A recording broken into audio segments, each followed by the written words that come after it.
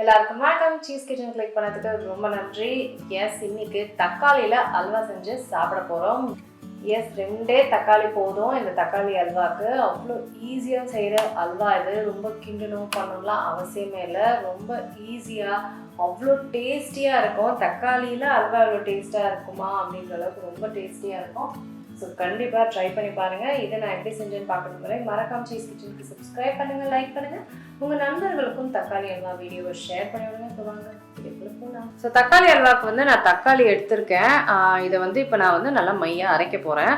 இப்போ பார்த்தீங்கன்னா இது வந்து நான் 1.5 கப்பு அளவுக்கு எடுத்திருக்கேன். நீங்கள் எந்த கப்பு அளக்குறீங்களோ அதுக்கு வந்து நம்ம சர்க்கரை அதுக்கேற்ற மாதிரி அளக்கணும். ஸோ இப்போ வந்து 1.5 கப்புனா நான் வந்து 1 கப்பு சர்க்கரை, 1 கப்புனா 3/4 கப்பு, அந்த மாதிரி நம்ம டேஸ்ட்டுக்கு பண்ணணும். ரொம்ப புளிப்பு தக்காளியாக இருந்தது அப்படின்னா 1.5 கப்புனா 1.5 கப்பு, 1 கப்புனா 1 கப்பு, அந்த மாதிரி. ஸோ இப்போ ஸ்டார்டிங்க்கு நான் இதை வந்து நல்லா மையாக அரைச்சிக்கணும். திப்பியெல்லாம் இல்லாமல் நல்லா மையாக இருக்கணும். இப்போ கடாயில் வந்து நெய் சேர்க்குறேன். நெய்யில் வந்து முந்திரியும் ட்ரை கிரேப்ஸும் சேர்க்குறேன். இது நல்லா சாட்டே பண்ணியாச்சு. இப்போ வந்து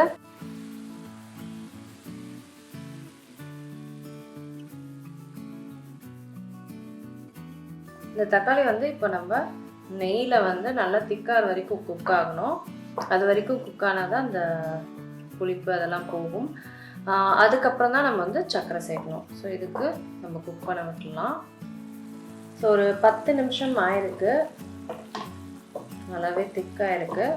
பட் இன்னுமே திக்காகணும். அதோட தண்ணிலாம் வந்து விட்டு எண்ணெய் பிரிஞ்சு நெய் பிரிஞ்சு வரணும். ஸோ அதனால் இன்னுமே டைம் ஆகும்.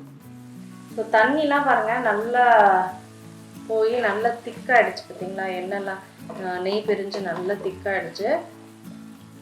ஸோ இந்த ஸ்டேஜில் வந்து நான் சர்க்கரை சேர்க்குறேன்.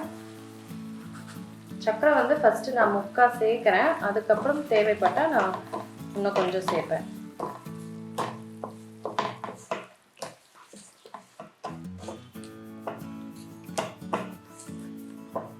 ஸோ சர்க்கரைலாம் மெல்ட் ஆகி திருப்பி வந்து தண்ணி ஃபார்மேஷன் ஆகும்.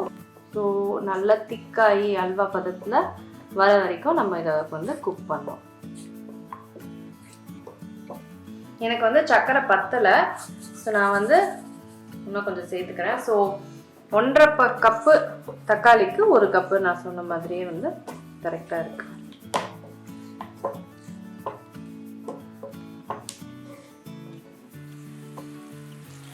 ஸோ நல்லா திக்காக அல்வா பதத்துக்கு வந்துட்டு இருக்கு. நல்லா சூப்பராக இருக்கு பாருங்க.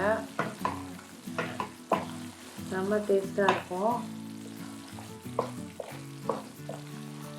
இன்னும் ஒரு 2-3 மினிட்ஸ் தான் அல்வா வந்து ரெடி ஆயிடும். நல்லா சூப்பராக வந்துட்டுருக்கு. சாப்பிடாங்க தக்காளி அல்வா முடிச்சிருச்சு. செம வள கொலக்கலன்ட்டு அப்படியே மெல்ட் ஆகிடும். கண்டிப்பாக ட்ரை பண்ணி பாருங்கள். தக்காளியில் இவ்வளோ டேஸ்டான ஒரு அல்வா வந்து சர்ப்ரைஸ் ஆவீங்க. நான் உங்களை சீக்கிரமாக அடுத்ததில் சந்திக்கிறேன். வணக்கம். இருங்க எங்கே போகிறீங்க? இந்த 2 வீடியோஸும் கண்டிப்பாக உங்களுக்கு பிடிக்கும். கிளிக் பண்ணி பாருங்கள்.